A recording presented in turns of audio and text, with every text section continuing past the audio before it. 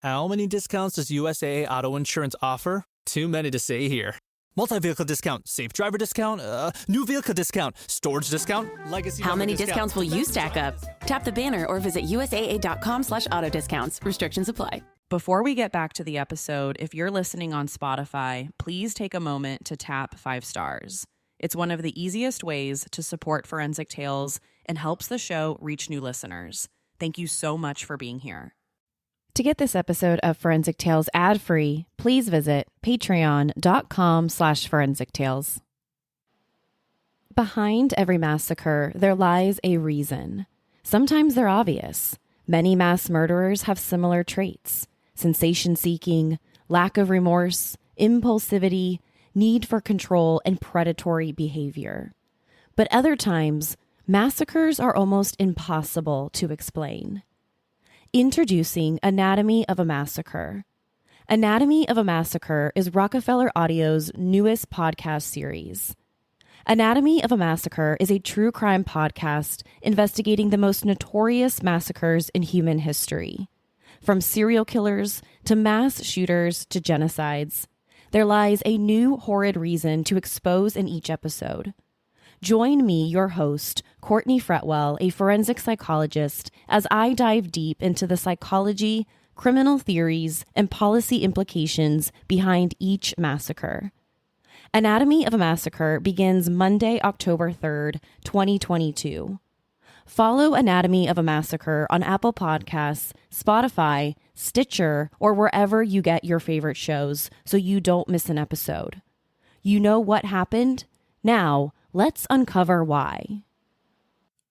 Forensic Tales discusses topics that some listeners may find disturbing. The contents of this episode may not be suitable for everyone. Listener discretion is advised. On May 17, 1976, John and Leslie Harris had dinner at an upscale Orange County, California restaurant. The married couple recently relocated from Hawaii. But the move was rough, and at dinner, they got into an argument. Words are exchanged, tempers flare, and Leslie storms off out of the restaurant. But later that night, Leslie never came home. She was gone. The next day, Leslie's naked body is found at a military base 20 miles away. This is Forensic Tales, episode number 144, The Murder of Leslie Harris.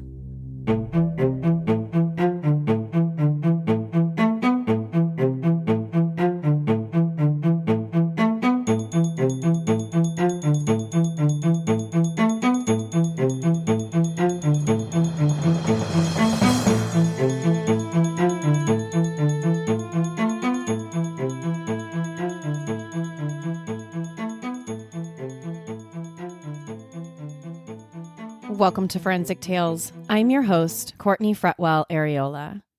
Forensic Tales is a weekly true crime podcast covering real, spine-tingling stories with a forensic science twist. Some cases have been solved with forensic science, while others have turned cold. Every remarkable story sends us a chilling reminder that not all stories have happy endings. As a one-woman show, your support helps me find new exciting cases, conduct in-depth fact-based research, produce and edit this weekly show. As a thank you for supporting the show, you'll get early ad-free access to weekly episodes, shout-outs in episodes, priority on case suggestions, and access to weekly bonus episodes. To support Forensic Tales, please visit us at patreon.com/Forensic Tales, or simply click the link in the show notes. You can also help support the show by leaving a positive rating with a review.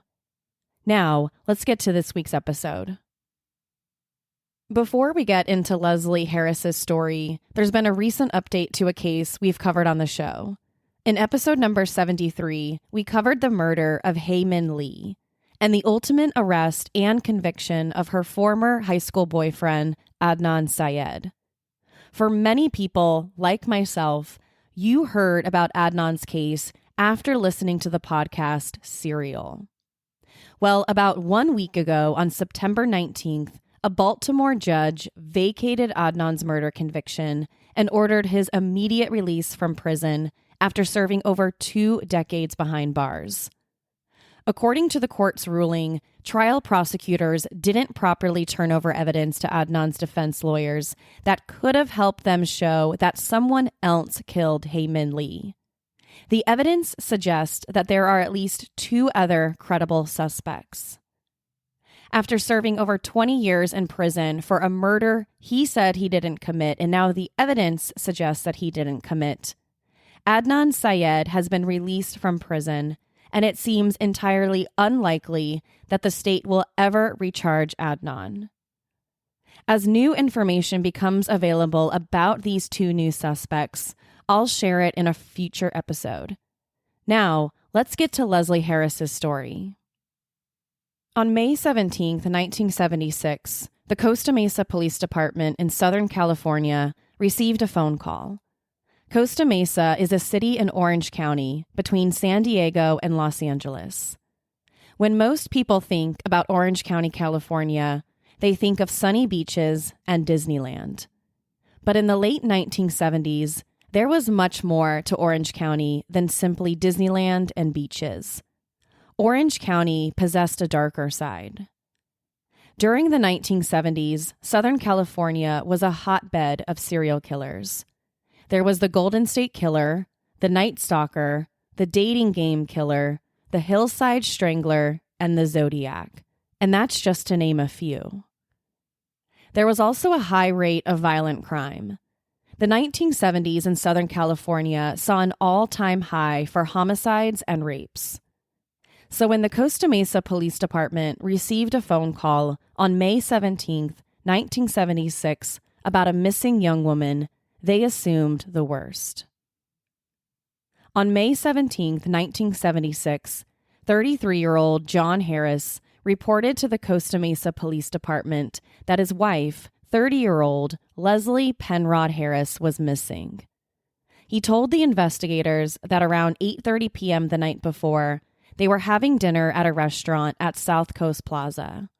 South Coast Plaza is an upscale Costa Mesa shopping mall known across the country for its high-end stores and restaurants. According to John, he and Leslie argued during dinner. The couple relocated to Orange County, California from Honolulu, Hawaii a few weeks earlier. They moved to Southern California because John received a work transfer.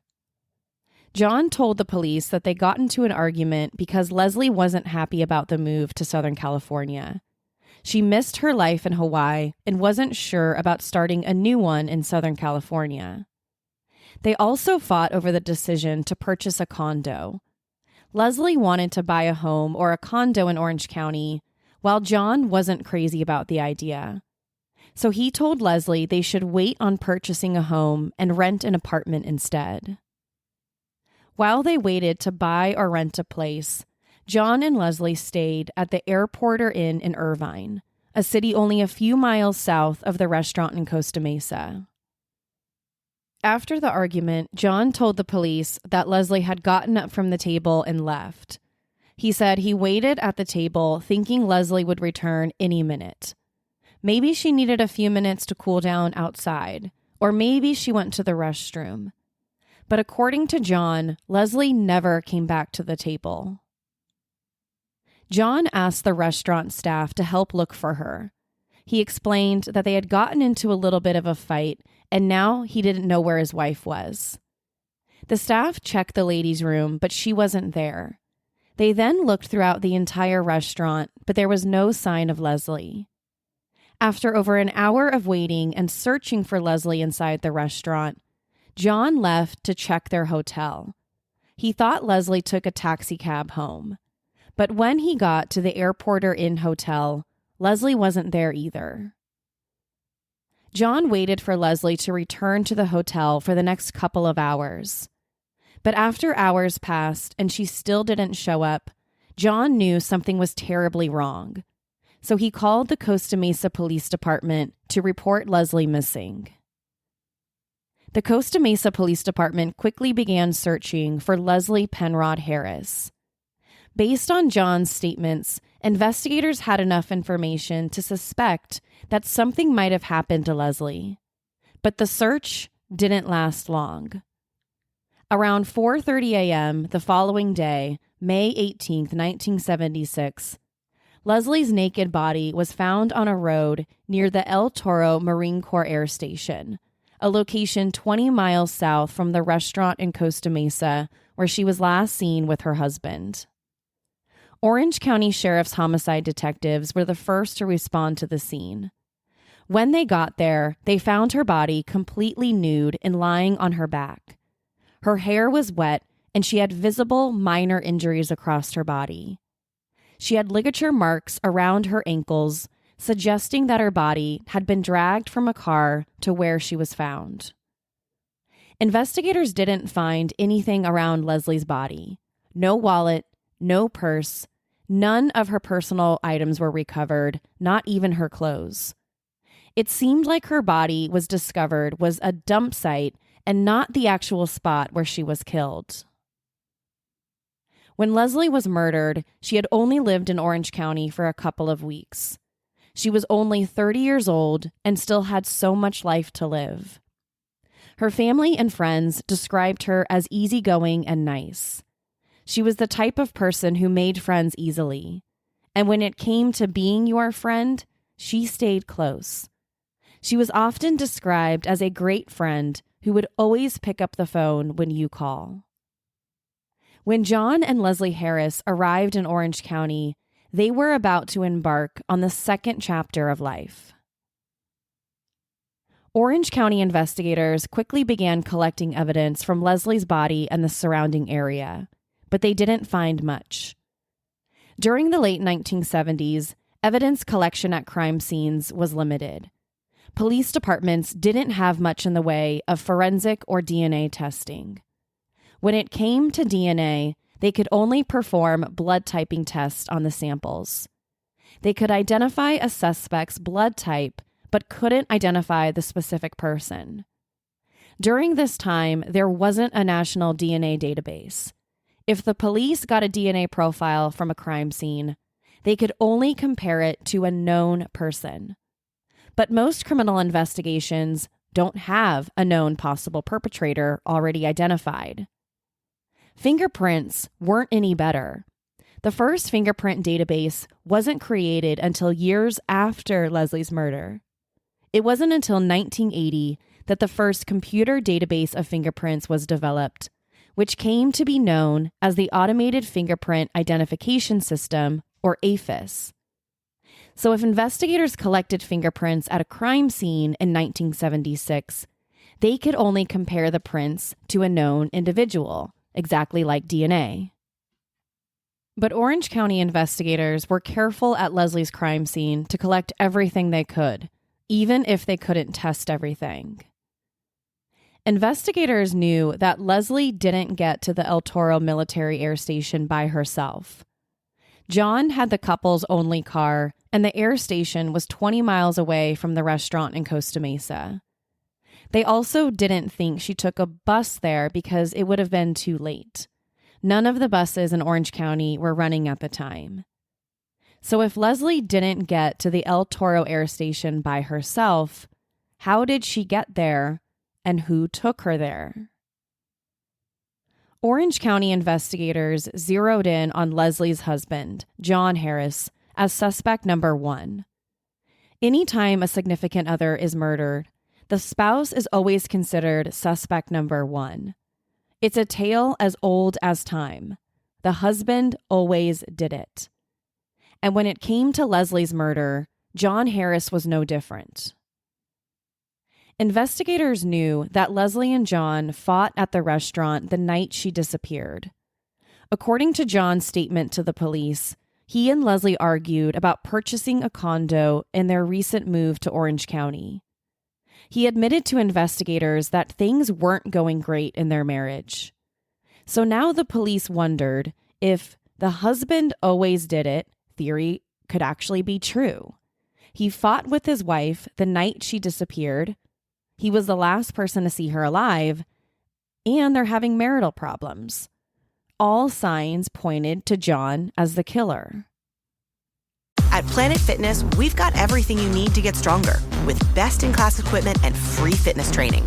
So you can give everything you've got. Join today starting at just $15 a month. Planet Fitness, we're all strong on this planet. See Club for details. Starting a business can seem like a daunting task, unless you have a partner like Shopify. They have the tools you need to start and grow your business. From designing a website to marketing to selling and beyond, Shopify can help with everything you need. There's a reason millions of companies like Mattel, Heinz, and Allbirds continue to trust and use them. With Shopify on your side, turn your big business idea into... Sign up for your $1 per month trial at shopify.com/special offer. Police suspected the couple left together after their fight at the restaurant. After leaving the restaurant, he killed her and drove 20 miles to the El Toro air station to dump her body. After he dumped her, he returned to their hotel in Irvine, waited a few hours, and then called the police to report her missing. But when the police spoke with the restaurant staff, they realized their theory had some significant flaws. The police interviewed all of the restaurant staff who worked on the night of May 17th, and what the staff told the police didn't seem to line up with the police's theory. Instead, their statements aligned with John's versions of events. According to the restaurant staff, they overheard John and Leslie arguing at the table. They all said John approached them about helping to look for Leslie, but they couldn't find her. None of the restaurant staff said John left the restaurant until about an hour after Leslie was last seen. Everything the workers said seemed to match John's story perfectly. John told the police that he thought Leslie might have taken a taxi after she left the restaurant. But when the police ran a report on all the taxi cabs in the area surrounding South Coast Plaza, they didn't find any report of any driver picking Leslie up. Investigators also discovered that John had the couple's only car. And based on the timeline, the police didn't think John had enough time to leave the restaurant in Costa Mesa, drive to the El Toro air station, then come back to call the police. The timeline simply didn't add up. Based on this new information, the Orange County Sheriff's Office was back at square one. Now, instead of focusing all their attention on the husband, they turned to the autopsy for clues. Leslie's autopsy revealed that she'd been strangled to death and sexually assaulted. She had ligature marks around her ankles like she had been dragged, but the police didn't find any rope at the scene. She also had bruising on the right side of her body, indicating trauma. At the time of Leslie's autopsy in 1976, police departments were only doing basic sexual assault exams.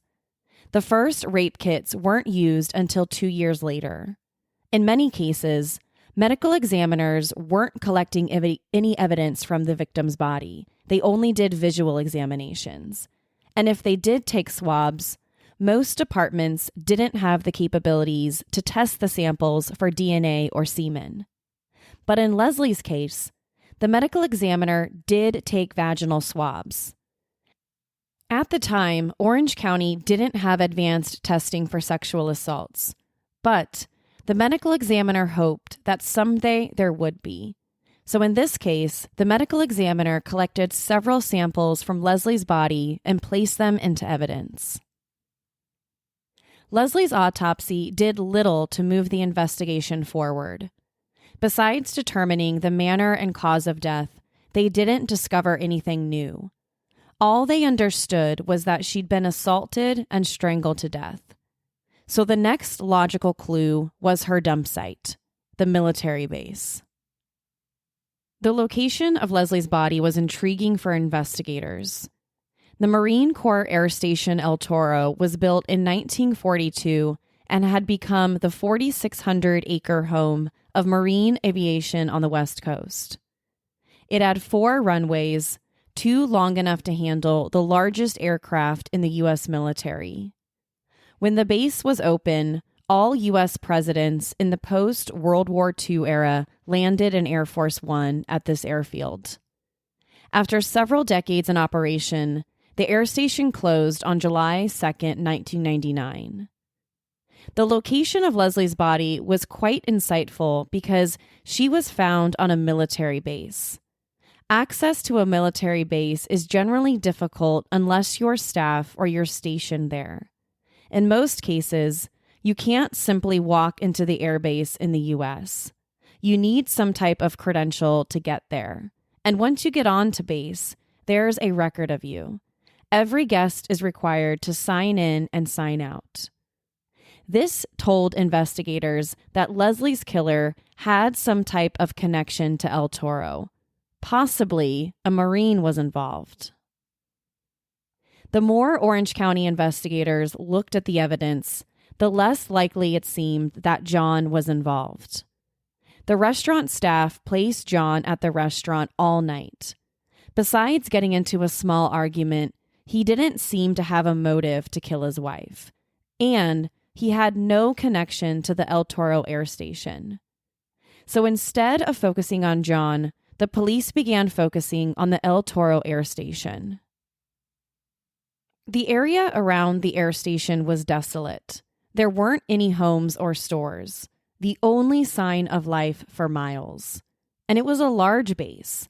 At the time, it stretched over 4,600 acres. Leslie's body was found on an empty road at the edge of the base. The police thought she was killed somewhere else and then had her body dumped there. According to the studies done by the FBI, most offenders dump their victim's body after the murder either alongside a road or in another public area. And in most cases where the body is dumped, there's no attempt to conceal the victim. Although dumping the body can increase the chances that an offender may be seen or identified in the area of the murder site, they usually do this for two reasons. Number one, they're confident there is no recognizable connection between themselves and the victim. And number two, dumping places time and distance between themselves and the victim. We see both scenarios when an offender kills their victim and dumps them alongside the road in an area where they aren't known to visit. In these cases, it's tough for law enforcement to connect the offender and the victim because the offender has no ties to the location, and oftentimes, by the time the police discover the victim's body, the offender is long gone from the area. But random dumping doesn't always happen. FBI research also suggests that offenders are known to dump their victims' bodies in locations they are familiar with. These offenders take their victims to an area where they know there won't be any witnesses. Then they pick comfortable places where they can easily get in and quickly get out. In Leslie's case, it seemed like her killer knew the area and felt confident he could dump a body without anyone seeing him there. Orange County investigators began searching for people with connections to both Costa Mesa and the El Toro air station, but their search was exhaustive. In 1976, there were thousands of Marines stationed there, and many of them had connections to Orange County and Southern California. So the police couldn't identify any particular person who stood out more than the others. Once investigators exhausted all of their leads, the investigation went cold. No one at the air station heard or saw anything that night, and for the next several years, the mystery behind Leslie's murder haunted Orange County. It wasn't until 1998 that Leslie's case was reopened. In 1998, the Orange County Crime Lab cold case team took another look. By this point, new detectives in the department were interested in looking at some of the county's cold cases, including Leslie's. The first thing they did was examine the samples collected at Leslie's autopsy. When they examined them, they found semen. The lab was able to extract DNA from the semen. And now with DNA in hand, they created a full male DNA profile. Once they created the DNA profile, the first person they wanted to compare it to was John Harris, Leslie's ex-husband. Although it seemed unlikely that he was involved, the police could never officially rule him out as a suspect. In late 1998, a couple of Orange County Sheriff's deputies knocked on John's door. But when John opened the door, he wasn't happy. It had been almost 2 decades after Leslie's murder, and he had no interest in speaking to the police. He had spent the last several years trying to move on with his life. So the knock on his door came as an unwelcome shock. The police asked John for a voluntary sample of his DNA. All he had to do was perform a simple and quick cheek swab. But to the police's surprise, John refused. He told them he didn't want to hear anything about Leslie's case and that he wouldn't provide a DNA sample. John's reaction surprised the investigators. They thought that after all these years, he would be happy to hear they were reopening his former wife's case. They also thought that he would be glad they were there to collect his DNA because this would finally prove that he was innocent. But instead, John was angry and uncooperative with them.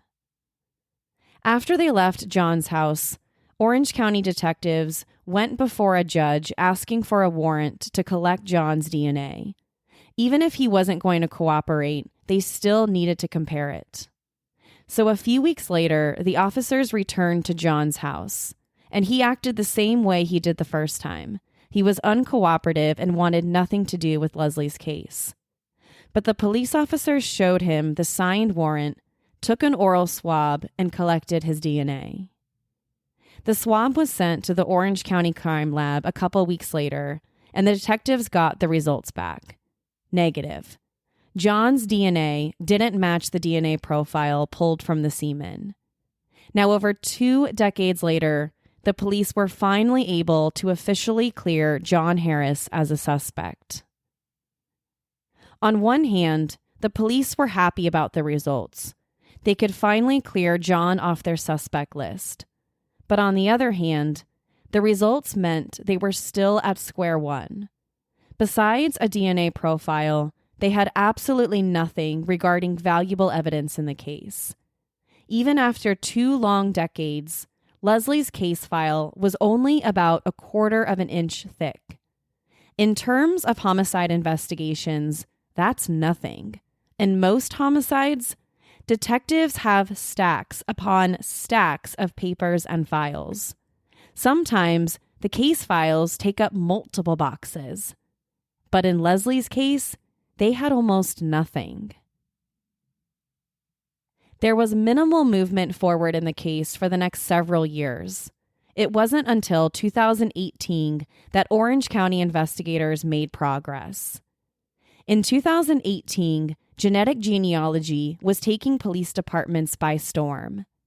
Every police department heard about the arrest of the Golden State Killer in Northern California, and they all wanted to see if genetic genealogy could solve their department's cold cases.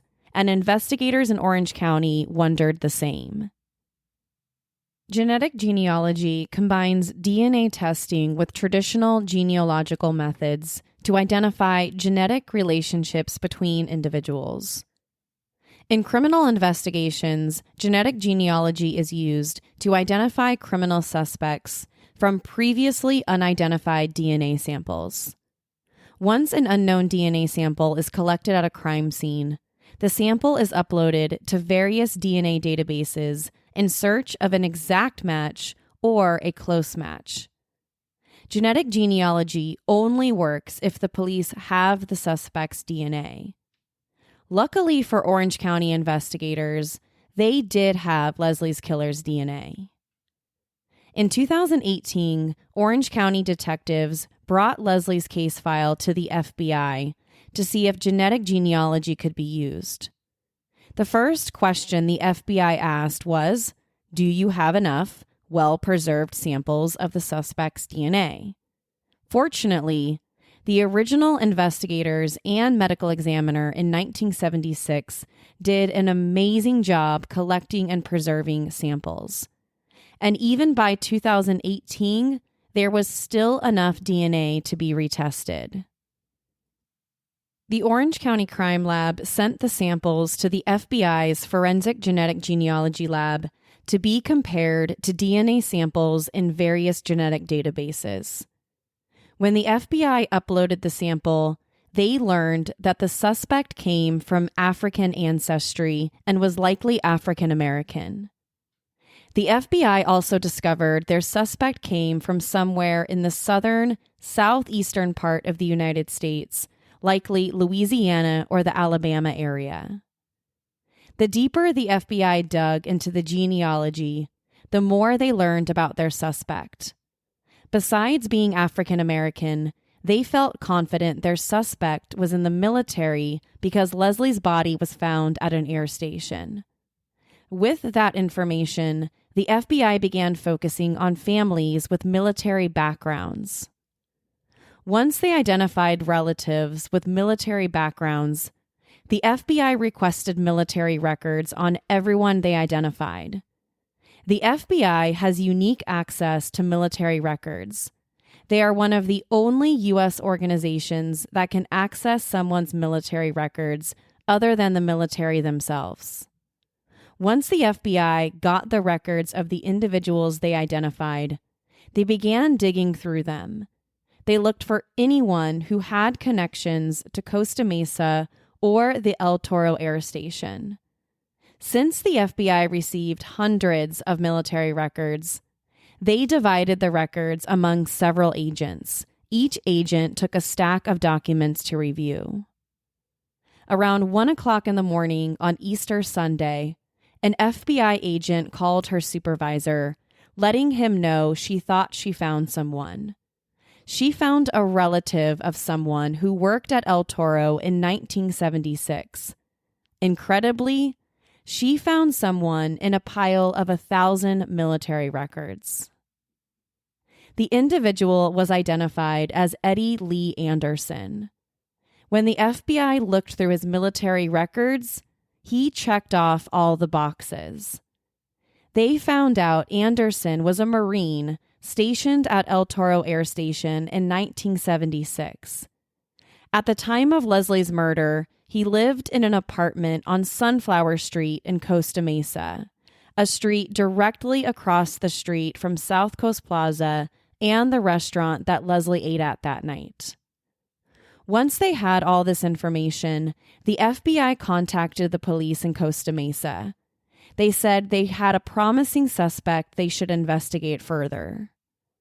Orange County detectives immediately looked into Eddie Lee Anderson's background. His military records revealed that he now lives in River Ridge, Louisiana. He had been married twice and was a father to a couple of children. Orange County investigators contacted the local police in Louisiana, who confirmed that Anderson was still alive and lived there. Louisiana police also conducted surveillance over the house and saw that an older African-American male lived there who matched the photographs from the military records. Next, Orange County investigators dug up any arrest records on Anderson. They learned that he had been arrested twice over the years. In 1974, he was arrested for kidnapping a woman from a laundromat in Tustin, California. And in 1976, the same year as Leslie's murder, he was arrested for assaulting his ex-wife at her work in Santa Ana, California. Both incidents occurred only a few miles away from Costa Mesa. The 1976 arrest confirmed to Orange County investigators that Anderson was a Marine stationed at El Toro, married at the time, and lived in an apartment less than 1 mile from where Leslie was last seen alive. At this point, Eddie Lee Anderson looked pretty good for the murder. The police had built a solid circumstantial case, but they still needed the forensic evidence tying him to the murder. they needed to compare his DNA with the DNA collected at Leslie's autopsy. Police from Southern California traveled to Louisiana, where Anderson worked as a truck driver. When they got to his house, they searched through his trash, looking for anything that might contain DNA. Inside the garbage, they found several used needles. Anderson was diabetic and needed to inject himself with regular insulin shots. They took several needles and sent them to the Orange County Crime Lab to see if DNA could be recovered from them. Once they had the DNA, they compared it to the DNA in Leslie's case, and they came back as a positive match.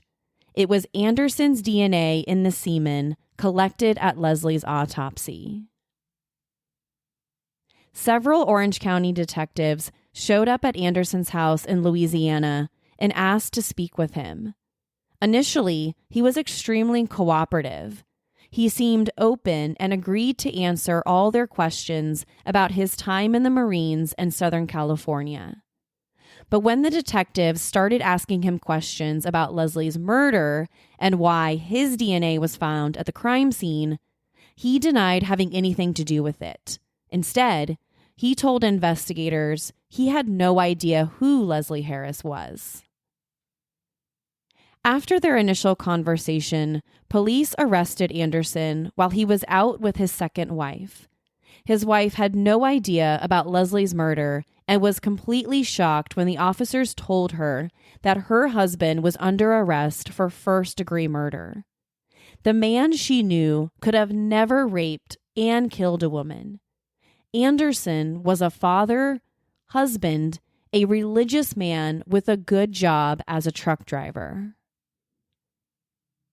In May 2019, Eddie Lee Anderson was arrested for Leslie Harris's murder and extradited to Southern California.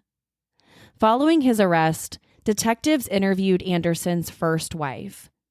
She told them during their marriage, Anderson physically abused her. He would often choke her to the point of losing consciousness. After he choked her, he would put her head underwater. That crucial detail instantly stuck out to investigators. When they discovered Leslie's body, she was found completely nude with wet hair. The morning she was found, it was a clear day with no fog and no rain, so there was no reason for her hair to be wet. But after hearing that Anderson used to put his ex-wife's head underwater after choking her, it made sense to investigators while Leslie's hair was wet. 43 years after the murder, Leslie's killer was finally put behind bars. But he wouldn't be in police custody for long. Shortly after, 66-year-old Anderson was extradited to California and placed in the Orange County Jail in 2020. COVID-19 began spreading through Southern California. One of the places hit the hardest by the pandemic was California's prisons and county jails. Eddie Lee Anderson became one of the first Orange County inmates to contract COVID-19 while in custody, and 7 days later, the virus killed him. Anderson died before there could ever be a preliminary hearing for Leslie Harris's murder. When he died, prosecutors hadn't even scheduled a trial date. Nothing had happened in the case besides his arrest and extradition to California. It took over 4 decades to identify Leslie's killer. Using genetic genealogy, investigators could positively identify Anderson's relatives from DNA collected at Leslie's autopsy. Since Anderson is dead, identifying a motive for the murder is difficult. Anderson can never be brought to trial to tell a judge why he murdered Leslie. It's also unclear whether Anderson had ever met Leslie before, or he simply met her on the night of the murder. It's possible that after Leslie walked out of the restaurant after arguing with her husband, she tried to get a taxi cab home. But before a cab could pick her up, Anderson approached her. At the time, he lived in an apartment directly across the street from South Coast Plaza. It's unclear if he offered to give her a ride back to her hotel or if he forced her into the car. Either way, once Leslie got inside the car, he assaulted her. He then strangled her exactly like he used to do with his ex-wife. After strangling her to death, he dunked her head in water, a sadistic act he also did with his ex-wife. Once she was dead, he likely drove to the air station where he was stationed as a Marine. He drove to a remote part at the edge of the base where he pulled over and dumped her body. He then drove away, leaving Leslie's naked body along the side of the road. He thought by leaving Leslie in a desolate area, no one would find her. And if they did, he didn't think the police would ever make the connection between himself and Leslie. For many years, he was right. Until the police used genetic genealogy, Eddie Lee Anderson was never considered a suspect. The name Eddie Lee Anderson was completely unknown to law enforcement. But with genetic genealogy, Orange County detectives were finally able to arrest Leslie Harris's killer over 4 long decades later. To share your thoughts on the murder of Leslie Harris, be sure to follow the show on Instagram and Facebook. To find out what I think about the case, sign up to become a patron at patreon.com/forensictales. After each episode, I release a bonus episode where I share my personal thoughts and opinions about the case. Don't forget to subscribe to Forensic Tales so you don't miss an episode. We release a new episode every Monday. If you love the show, consider leaving us a positive review or tell friends and family about us. You can also help support the show through Patreon. Thank you so much for joining me this week. Please join me next week. We'll have a brand new case and a brand new story to talk about. Until then, remember, not all stories have happy endings. Forensic Tales is a Rockefeller audio production. The show is written and produced by me, Courtney Fretwell Areola. For a small monthly contribution, you can help create new compelling cases for the show, help fund research, and assist with production and editing costs. For supporting the show, you'll become one of the first to listen to new ad-free episodes and snag exclusive show merchandise not available anywhere else. To learn about how you can support the show, head over to our Patreon page, patreon.com/forensictales, or simply click the support link in the show notes. You can also support the show by leaving a positive review.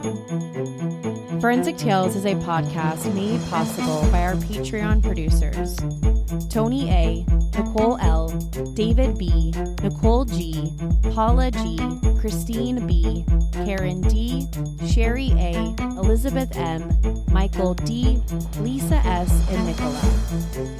If you'd like to become a producer of this show, head over to our Patreon page or send me an email at courtney@forensictales.com to find out how you can become involved.